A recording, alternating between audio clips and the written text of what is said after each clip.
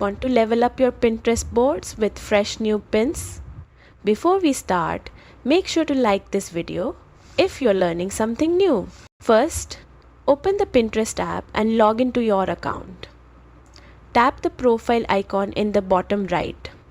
This takes you to your boards. From here, choose the board you want to add a pin to. If you don't have one yet, tap the plus icon at the top right and create a new board. Once inside the board, look for the Create button. Tap it and now you can select a photo or video from your phone to upload. After choosing your media, tap Next. Then give your pin a title, add a description or link, and you're good to go.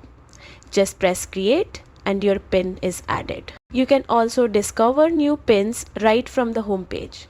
Just tap on a pin you like, hit the Save button, and pick the board you want it saved to. That's it.